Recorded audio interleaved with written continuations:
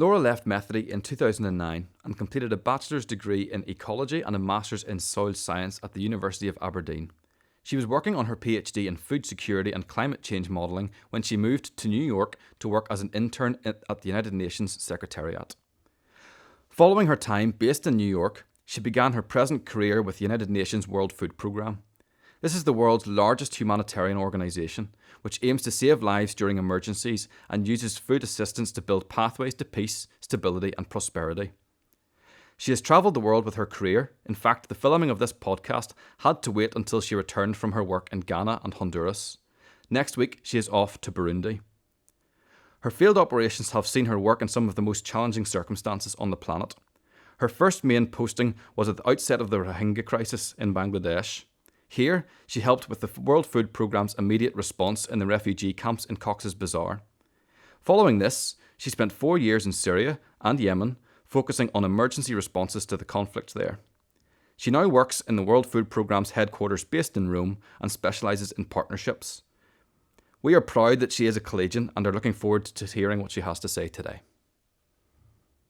It is our pleasure today to introduce Laura Phillips as the speaker in our Great by Choice podcast, along with two of our geography students, Sophie Forde and Luke O'Brien.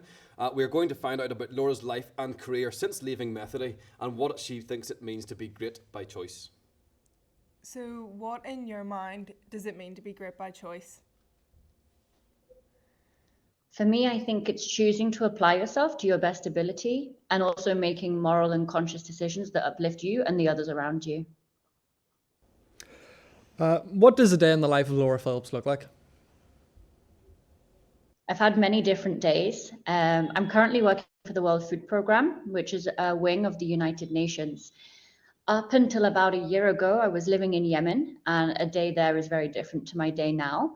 I was living in a compound under complete security, traveling by armored vehicle to field locations and getting dirty in the field, writing Security Council speeches, doing engagement strategies and food assistance plans.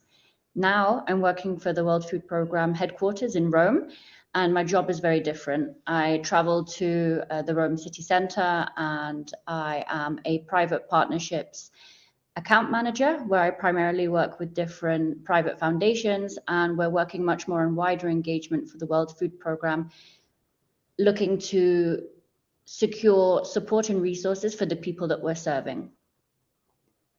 So since leaving Methody, what have been your greatest achievements? For me, I think it was finding a career where I was able to travel for work, see many different contexts, meet lots of different people. And I think the biggest achievement was in 2020, we won the Nobel Peace Prize. And this was for our efforts in advancing food security and for assisting about 130 million people every year. What is your favourite memory at Methody? My favorite memory, my favorite class was geography, and I'm not saying that just because it's you guys, but I think that's really what led me on my path to where I am now. I discovered my passion or interest for soil science with Dr. Crawford, and from there I started a university degree in ecology, and I did a master's in soil science. From there, I was able to find what I'm doing now, and of course link everything I'm doing to food security. Aside from that, it was also Methody winning the rugby final in 2009.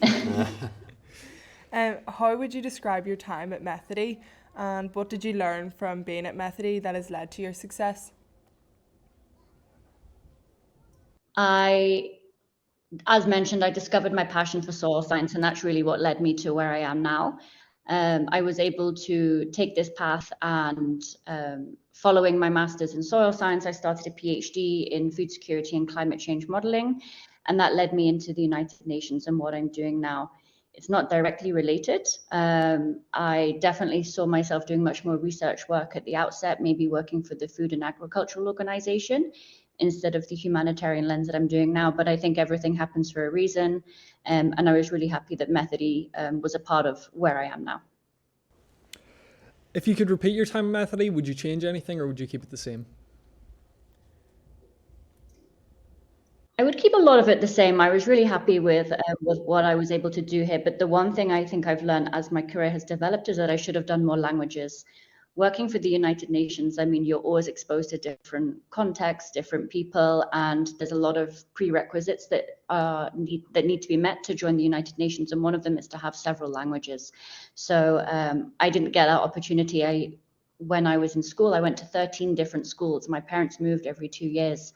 And I had a very broken education in that sense. And I think the one thing that I was able to get from Methody was a conducive learning environment where teachers really supported you to learn. So in that sense, I should have definitely taken up a lot more languages and more different subjects.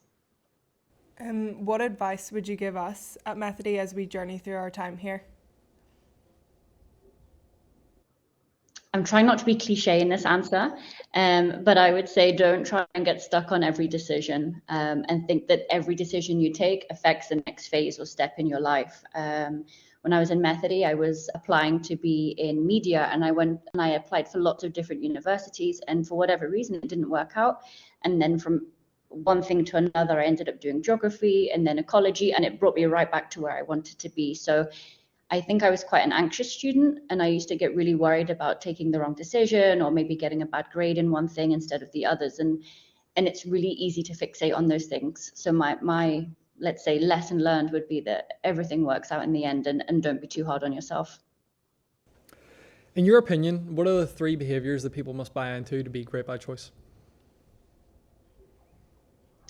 I haven't prepped for this question because it's the one I didn't want. Let me think.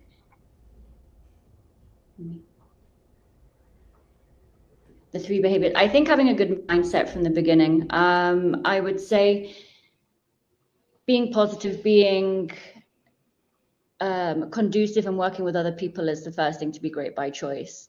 I also think a lot of it's about being selfless and just making sure that what you do isn't only benefiting you, but also having a positive impact for you and beyond.